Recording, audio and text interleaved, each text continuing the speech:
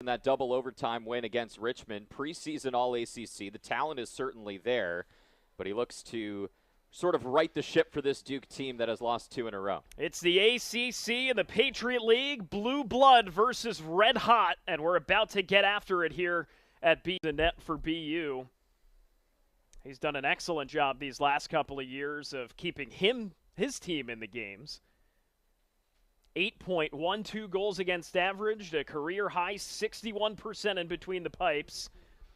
As the Duke face-off unit wins, it's Luke Engelke and the Duke offense off to the races. David, as you mentioned, this is a Duke team that ran down that stat that there's only been one 3-game losing streak under head coach John Danowski, one of the most respected minds in the entire game. First D1 men's lacrosse coach to reach 400 career wins. And that was back in 2019. He's scored 4 goals against Army, and head coach Ryan Poley said he's done really well this year. They're encouraging him to use both hands. He's a freshman who has some of those moves that have worked in high school that head coach Poley wants to see him sort of expand his offensive arsenal, because he certainly has the capability, and that's a feel-good goal for Duke. For BU. And to double down on that, too, Ryan Poley was saying, you can't do the same things over. Back here in Boston, 2-2 the score. Jake Zimmer, David Korzanowski, happy to be with you. PenFed is an official credit union partner of the Patriot League. Herb Jones, proud to be the official championship jeweler of the Patriot League.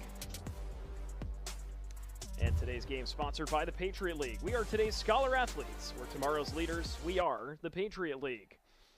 Cold one in Boston, 45 degrees. 4 points in 8 games this year.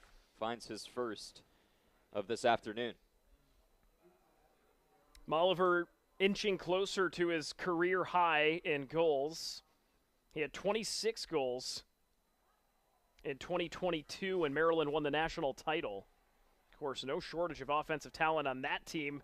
As in transition, a goal for Duke. It was Luke Engelke. There's a flag on the play. They'll probably wave it off. They gave Duke the advantage. And Luke Engelke, the Fogo, gets his first of the season.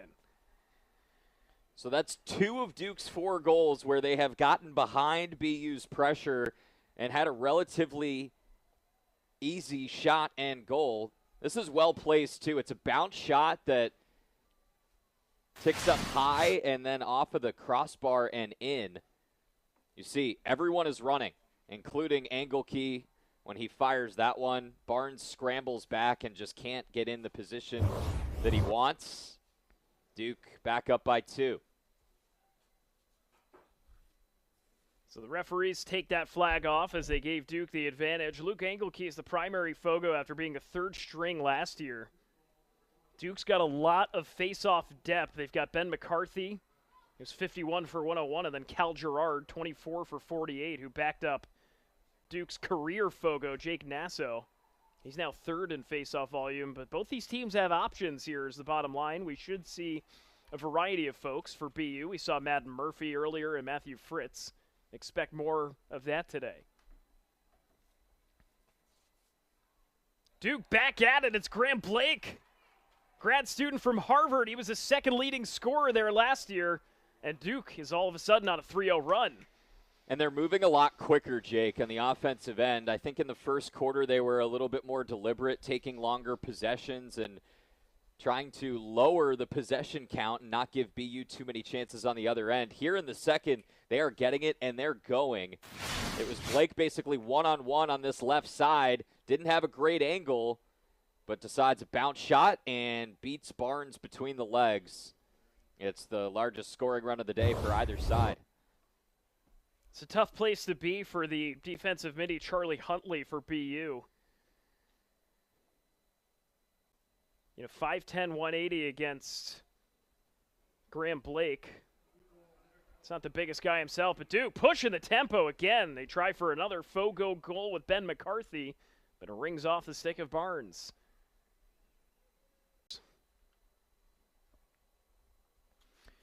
Jake Zimmer and David Korzanowski, as we mentioned, the last time these two played, it was a very close game, 11-10.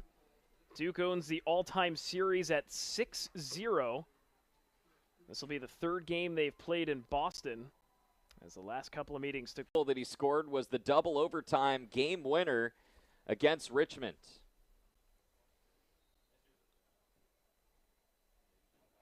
McGuire having a career year. Again, he's leading all Blue Devils with 20 caused turnovers, as they'll air it out with the backup and Kershus there to save it. Well, Aiden McGuire, the short stick deep. Donald Varnerin had his praises sung by Ryan Poley. Said they always thought he was really great off the ground. He's always killing possessions, but every now and then he can rip off something like that. 5 seconds to go. McGuire swarmed, but he breaks free. McGuire towards the cage, trying to find Kershus. Flag is down, but the horn sounds, and that'll be all here on the second quarter. Crease, sort of looking for if that ball comes back out, and it did. BU has the first of this third quarter. O'Connell off the heels of a 4-goal career-high performance. Correction, that's a season-high performance last week against Holy Cross. He'd like to ride. First goal of the game. Check that, his second. Yeah, Sloat kicked off the scoring way back in the beginning of the first. He's now got 17 goals on the year. Sloat, a good story. Since 2024, the ACC has gone back to playing every opponent just once. Out of COVID, 2021 to 2023, they played 2 opponents twice to make for a 6-game regular season and had no conference tournament. It's a great assist for McAdory. You have to think the exchange after was, hey, what? I was right there. Or you maybe, finally saw me. or maybe thanks for passing it over. I just want to finish that point on Duke, though. In 2022, they finished the season with an RPI of 9, but because no ACC tournament and because they had an 11-6 record, they did not. Big focus was the starts, right? He said that in the 2 games that they lost prior to today were against Navy and Harvard, where they fell behind by too much in the first quarter.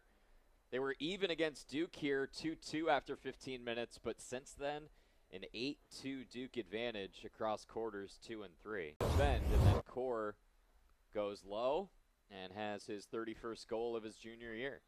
And Ben Johnson trying to pick up Core in the process was just a tick too late. Gave Core a wide open lane. Duke up 10-5. But that's too much space to give Papendick. His 9th goal of his junior season. Not to say it was a miscue for BU, but again, way too much space. Varnerin didn't mark him. Matthews didn't mark him either. Ball still loose. Last touch, they say, is on BU. Next, and Syracuse, who has stretched a little bit of a lead against Notre Dame right now in that top 10 matchup. 7-3, the Orange up on the Irish. Blue Devils on track to snap a 2-game losing streak. It's their first one in 6 years. It came back in 2019. They lost 2 in a row and then finished the rest of the season 5-1 en route to the NCAA semifinal back in 2019. So this it in by the far post. Jimmy O'Connell called somewhat of an unsung hero on this team, and a team that's pretty young. He certainly proved to be the player to watch. And again, I think had a little extra pep in his step playing in front of family and friends. He grew up about an hour south in Hingham, Massachusetts on the